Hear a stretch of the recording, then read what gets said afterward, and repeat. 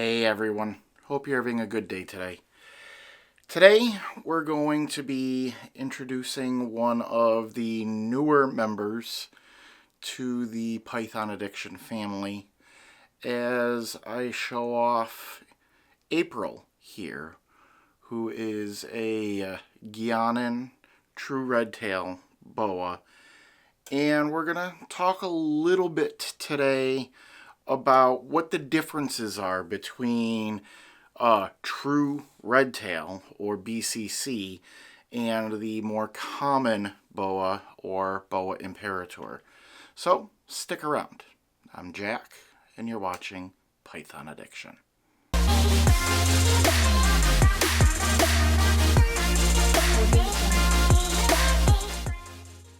Hey everyone, thanks for joining today.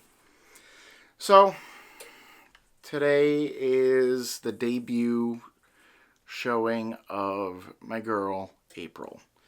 She is a Guyanan true red-tail, or BCC, Boa Constrictor. Locality, again, is the Guyanan Basin. So she's going to be a little bit of a smaller true red-tail boa as she becomes an adult. She's a couple of years old as of right now, so she's still got plenty of growing in her to do. But she's with me today as I've had a couple of people ask a question on how can you tell the difference between a Boa Constrictor, something like her, and a Boa Imperator. And that is the common boa. Because I've seen in a lot of different groups that I'm in, a lot of different posts that people will say, oh, this is a red-tailed boa, and it's a common boa. And some people give them misinformation, or they're just not sure. So I kind of wanted to go over things just a little bit, as I'm not a complete boa expert, and there are many people out there that are much more knowledgeable than me, but I've learned a few different ways to tell with a really high degree of certainty when I'm looking at a Boa Constrictor, or if I'm looking at a Boa Imperator.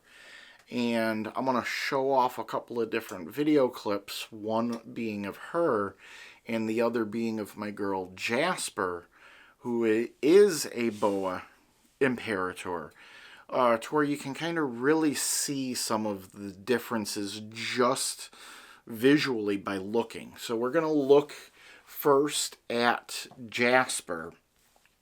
And as you can see, when you're looking at her characteristics, her scalation is bigger. There's a little bit of separation between the scales that you can see, and her saddles are pixelated.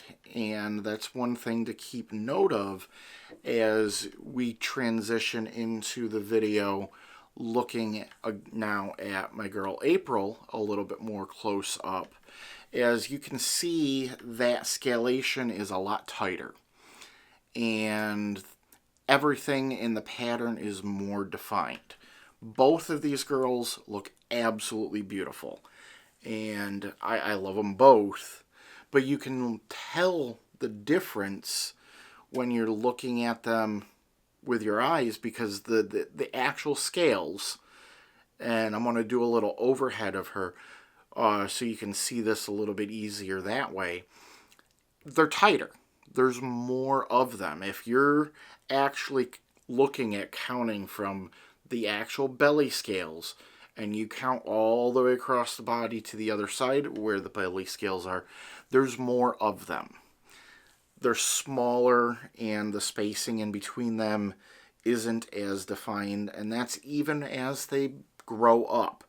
The very side scales will get a little bit more spread out as they grow up, and they get even more muscle definition, but most of the scales will stay nice and compact.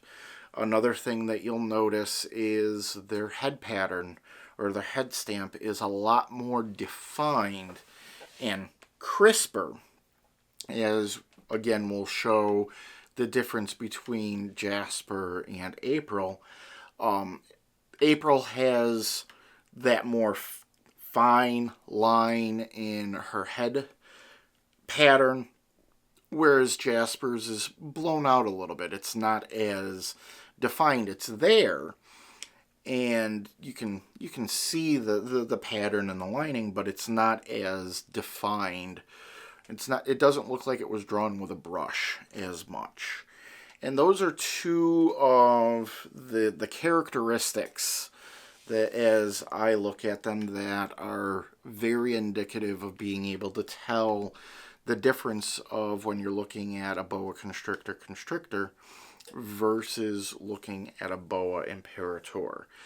Both species of boa can have nice red tails, like this girl does here, but the reds in a true red tail are generally deeper, darker, more refined, and have a much sharper look to them versus the reds that are in a normal boa imperator.